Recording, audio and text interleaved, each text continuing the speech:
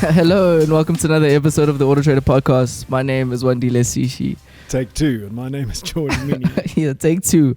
We had a little bit of an issue there, but we finally got our, the ball moving. And welcome to another episode. Lots to talk about today. Lots to talk about. In fact, I've spoken about this exact topic today a few times with you on a few, I wouldn't say conspiracy theories, but theories. And that's what the show is about today, is we'll just be talking about Conspiracies, yes. Before we get to conspiracies, Yeah. have we spoken about Verstappen's win yet? We have. Last week we extensively spoke about it. There has been some developments from the last time we did speak, though. Yes, we did. And have those developments come to fruition? Is he still world champion? He's still very much world champion.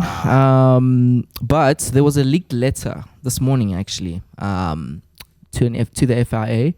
And the letter came from Zach Brown, who you know is the team principal and CEO, I think, of McLaren. Yeah. And basically in the leaked letter, which he did confirm is actually a true letter, he was kind of extending the voice that Ferrari and Mercedes have, which is they need to be penalized quite extensively. But is it de facto now that they did overspend? It is. I mean, materially, it's definitely material. However, that's not to say that for Red Bull can't appeal it and make sure that it was calculated correctly. For instance, because they're saying no, there must have been a mistake. But I mean, they've gone back 4 times already. At some point, you have to be like, it is what it is. You guys need to kind of accept this, and no punishment will come until Red Bull does accept it. But we'll see what happens. No punishment will come until Red Bull accepts it. Yes, how does that work? Well, acknowledges the fact that it's. So they either did it or they didn't. There's no acceptance. Yeah, I don't understand that.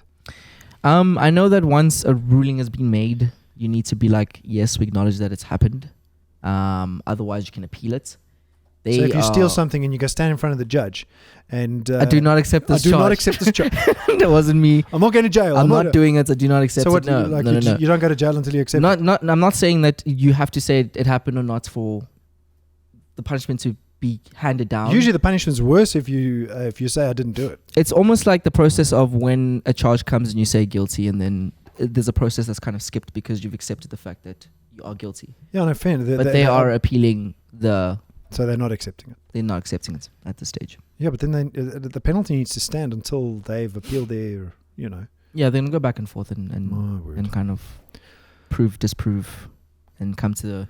I suppose I just want the championship to carry on to the end. That's, I mean, Verstappen for all of his improvements, I think he's capable. Yeah. But I don't think he deserves it if he was in a car that was significantly different to everybody else because of money. That's Formula One, I always say. That's welcome to the sport. This isn't Formula Fairness. It is Formula One, where innovation and money ultimately is the name of the game. But that's what they're trying to cut out with the cost cap. For sure. Do you think it's a conspiracy? I mean, there's a few conspiracies that have come out of this. There's a few conspiracies that have come out. I remember last year there was a safety car. There was a safety car conspiracy, and many things have been. And I can't wait to see what more. My goodness, the social media world has to say about this. But we will keep following them and reporting them. Yeah. Are you going to watch the last few races? Yeah. The next few ones are some of my favorites. We got Kota, love the American GP. Well, I guess this will be the second one of the year. It's one of my favorite tracks. It's perfect. And then Abu Dhabi is coming up, which is also really fun. So I'll definitely be following it. Cool. Moving on to conspiracies. We've actually spoken a few times about different takes, cold takes, hot takes, and conspiracies about what's happening. And then obviously with time we find out if it's true or not. Is there a conspiracy or even a hot take that you have had for the last few years which was later either proven or that you still think is happening behind closed doors? You're asking me that question. Yeah. Well, you're probably asking the wrong person, because I don't do conspiracy theories. I never have. Yeah.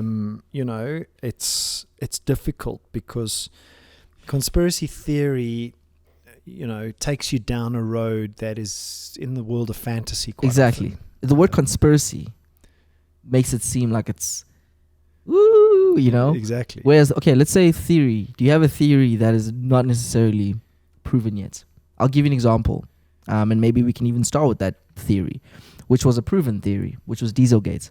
I don't know if you remember this, but a few years ago with VW, when we found out what they were doing, it was a theory at first and was investigated, and then it became. So let's talk real. about Dieselgate for a second. Okay. Yeah. I don't believe, right, that people purposefully put together the set of puzzle pieces that end up that, they moved the chess pieces on purpose and it was a conspiracy from the beginning. I don't think that happens. Okay. I think what happens in this Dieselgate thing, personally, I think what happens Yes. is executives, Yes. people get themselves into situations where they make micro decisions, Yes. right? Yes. Not understanding the full consequence or outcome. Get themselves into situations where it just starts to snowball naturally. It's not like there's this big conspiracy thing going on. Yeah. They get themselves into a situation that they battle to get themselves out of because no, you know what? Let's just leave it. We'll fix it. We'll fix it at some point. Okay. And here's an example that is outside of the world of motoring, and that is a company by the name of Theranos. Theranos, I think they're the guys who were saying that essentially you can buy this one device, it pricks your blood and it gives you all the blood tests or all the results for any diagnosis that you need. So you can do a blood test with a finger prick Yes. sample of blood, which is literally impossible. Okay. So Elizabeth Holmes is the CEO at the center of this thing. I think that Elizabeth Holmes, and it's a classic example of how things happen, is she just got ahead of herself. That's all. It's that simple. She got ahead of herself. She started to make decisions which were ethically questionable because she thought she could figure it out and later. she could fix it later. Yeah. Without the intention to put this big puzzle piece together. There wasn't an elaborate plan to defraud people. Yeah. I just don't believe it just became that as a result of chasing deadlines, which she had set without speaking to the right people. Yeah. Now, perhaps Dieselgate was the same thing. No, I think Dieselgate was a lot worse than that. Well, yeah, people made decisions, but were those decisions as a result of the position someone finds themselves in at the time? Doesn't make it wrong. It doesn't make it right. Let's unpack Dieselgate, maybe, and then maybe you understand why I think it's a lot worse. So Dieselgate, if anybody doesn't know, a few years ago, VW was busted for, essentially there was 11 million vehicles on the road where there was a computer software that was built within these cars, which, given under certain circumstances, basically test environments, this system would be able to pick up when the car is in that test environment. And then what the car would do was then perform at a safety mode or a safe mode, where essentially it's releasing less carbon emissions. No. 40 times less carbon emissions, but only within a specific test environment where it doesn't matter if it's VW doing the test, you could be doing it yourself. This software would be able to tell. I think that's way worse. I think that's very intentional. No, that's not. I don't think that's a conspiracy theory. That's downright. It's criminal, and they took the responsibility. We're not here to lambast them. That we've gone through that. But when things like Theranos and now we're about to talk about the fuel price. I don't think people can theorize or conspiracize. Yeah, that's a word. And manipulate the entire world into higher petrol prices. I just don't know. That's why they're theories. Well, that's why I'm just, having the debate with you. What do you think? Let's talk about the conspiracy that you, or the theory. Let's call it theories that you're alluding to. So essentially, in the last few months on social media, there has been an increase of electric cars and government, those two search terms kind of being used by people, as a result of this new theory that governments are kind of colluding to get the petrol price and fuel prices around the world to increase to get more people buying electric vehicles. Why would the government want to do that? The theory there is that they want to be able to control when they turn on and off a car, for instance. So there's a criminal who's driving this car, and they want to turn it off, and turn it off to kind of get rid of them, type vibe. Why can't you do that in a so that was one I think it's a lot of bollocks, but a lot of rubbish. And the reason I think that is because you can do that in a nice car, right? You can do that in a nice car. You don't need an EV to do that. Yeah. Like, for sure. Just the thing needs to have electronics and needs to have software, which most ICE vehicles have today. Look at the Ford Ranger, the F. I think it's the F4. It's got an app. It's connected to the internet. Volvos today. It doesn't have to be an EV in order to be connected to the internet. Yes. So that's the thinking behind that. I mean, there's a second layer, right? No. I think whoever kind of stretched it that far. And that's the thing. It's being stretched in different directions. That's just like, no, come on, get your head read. The other sort of theory is that car companies are getting involved and kind of fueling all the macroeconomics, scenarios. Okay, so there's this big meeting. Imagine this. There's this big meeting. Yes. Every OEM competitor. They sit down together. They're like, we need more people to buy EVs. And they sit around this table. Okay. I can promise you what I'd be thinking if I was the CEO of an OEM in that room. I'd be like, okay, how can I get one up in the economic market here with you guys? I'm not going to be thinking about collaborating. Yeah. I'm going to be wanting to sell more of my cars. Yeah. So it reminds me of I don't know. This is not a theory. This is actually proven. It happened December 1924. There was a meeting. It was called the Phoebus Cartel. Yeah. I don't know if you ever heard about the story. No. About the Phoebus Cartel. The Phoebus. How do you spell that? It's Phoebus. If you just Google that, the very first thing that'll come up, it's exactly that. But essentially what happened was the light bulb companies, what they realized is they were getting so good at their jobs General Electric. General Electric. It was a few of them. It was it was a few of the big ones in the world. I think it was 4 of them. General Electric was one of them. But they got so good at making light bulbs that they started to realize that their profits were being, or rather their sales were going down as a result of people not needing to buy more. Well, the light bulbs were lasting too long. Exactly.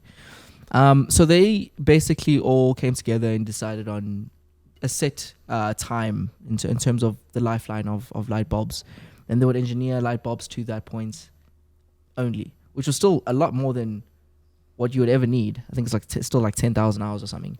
And they were busted for us. Was it cheaper to manufacture a shorter lifespan light bulb?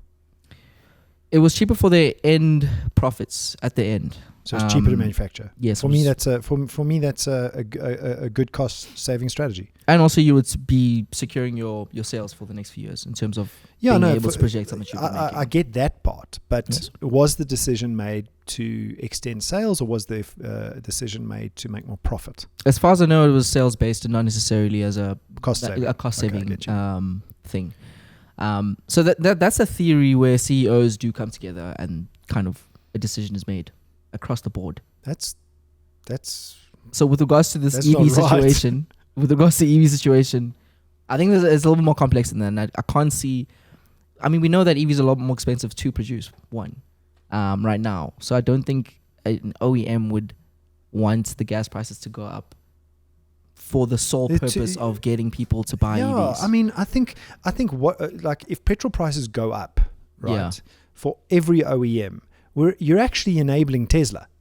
Yeah, you're enabling the biggest electric car company in the world. Yes. That's what you're doing. Why would a non-transitioned OEM do that right now? Yeah, I don't think so. Yeah, because it's all you're doing is just cutting into your potential sales. So yes, because at the moment they're still selling ICE vehicles. They're not there yet. Yeah, so why would you sit there and conspire about? It's a theory. It's a theory prices out there. I don't believe it. I think it does make sense. But it's fun to talk about. There's actually one of our marketing managers, or our marketing manager at the business, has an additional theory on this. He believes, or he's saying maybe, that South Africa is potentially load shedding during peak hours. I think he was just angry about the traffic this morning, to be honest. That we load shedding during peak hours so people consume more fuel during the traffic. And then they'll convert to EVs as a result of that. So that's how the South African government is also part of this. What is we're load shedding during peak hours, peak hour driving time. Yes, in order to make people use more fuel. In order for them to transition to an EV. Bull. Come on. Look, it's a thought. It's a thought out there. You never know these sort of things. You never know. I think Rob was stuck in traffic this morning. He was stuck in traffic. He was complaining. It's the first thing he complained about today. I was, oh my God, the traffic was so bad.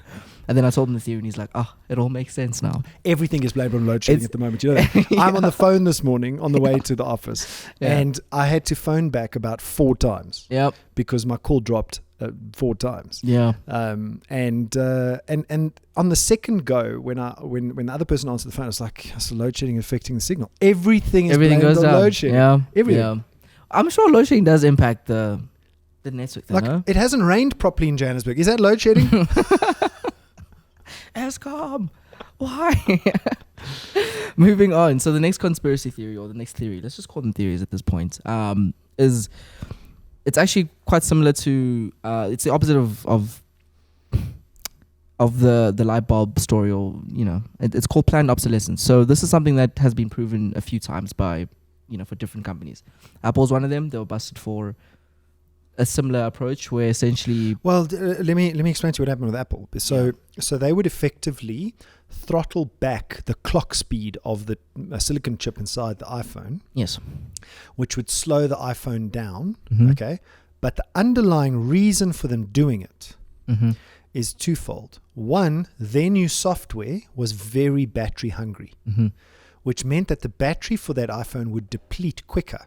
Yes. So the only way to save the battery was to slow down its performance. Was to slow down the performance of the phone by reducing or throttling back the clock speed of the silicon chip. So is user experience at the behest of battery life? I think in that scenario, the conversation was let the user decide. Let the user decide, which is fair. Well, so your battery lasts 3 hours instead of 8. Versus the software slow. Like, which is the better one?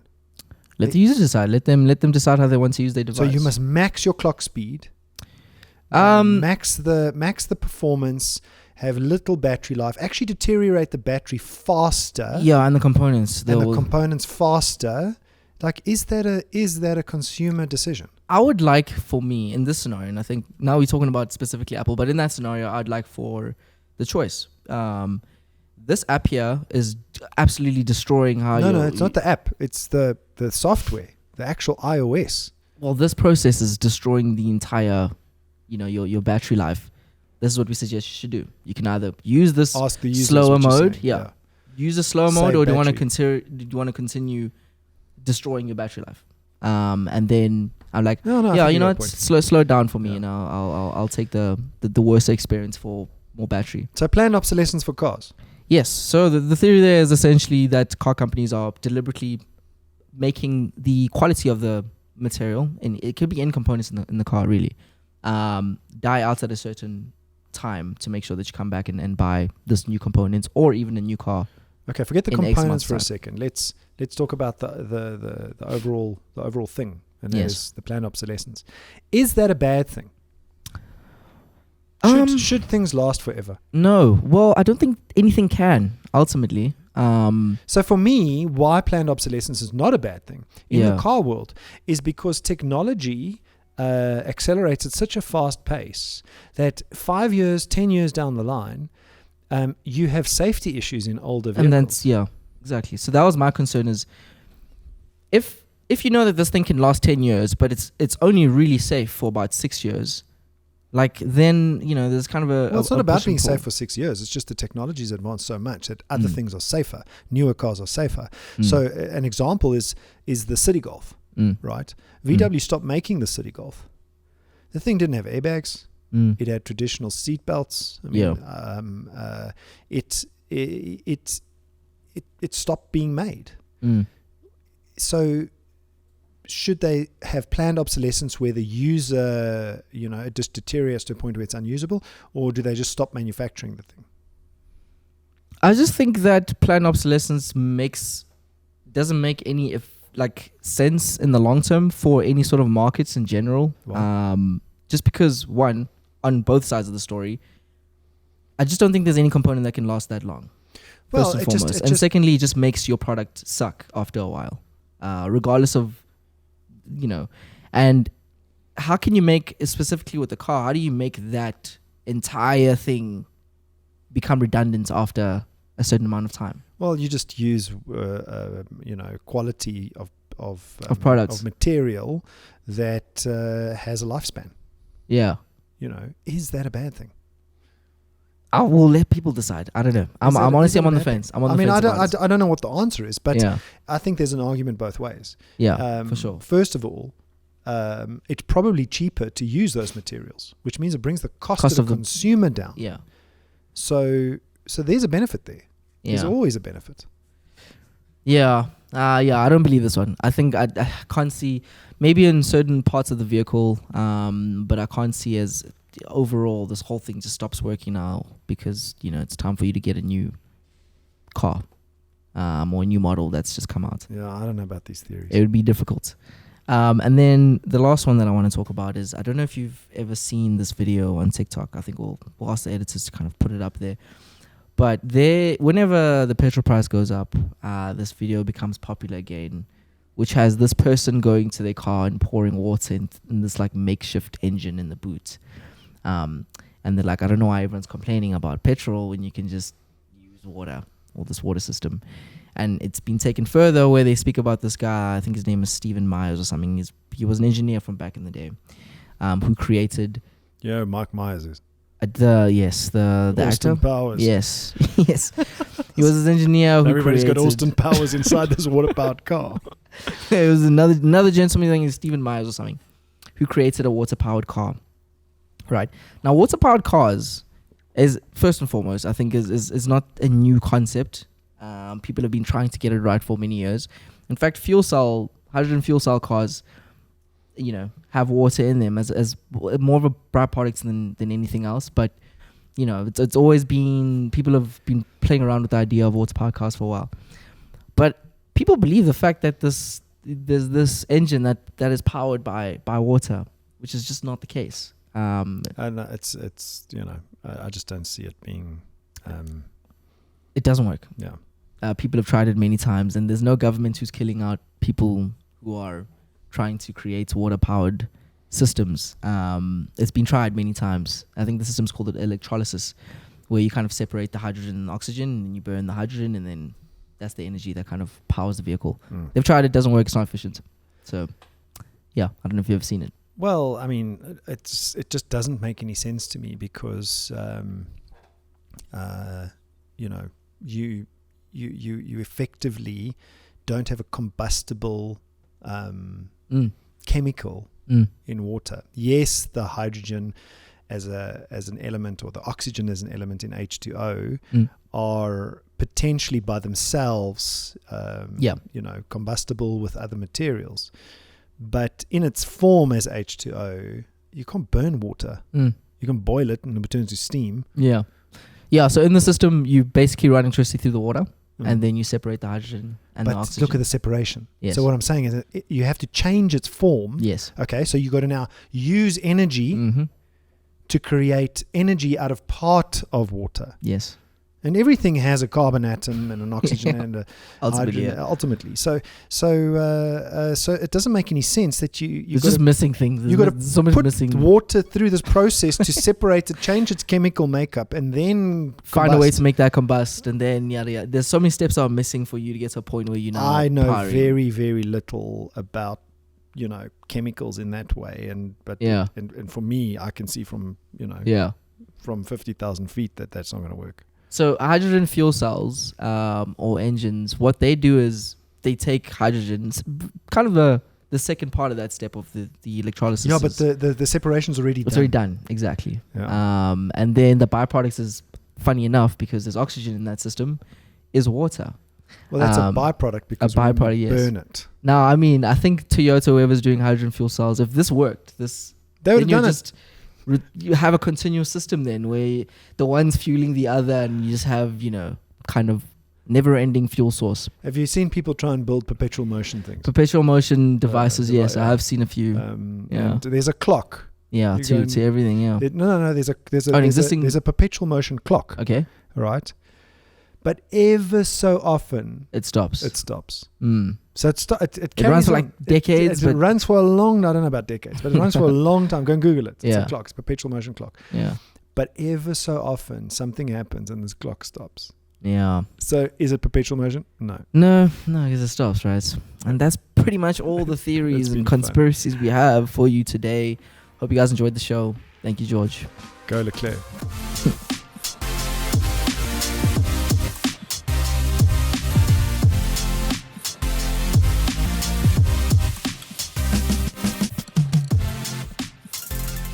Search AutoTrader.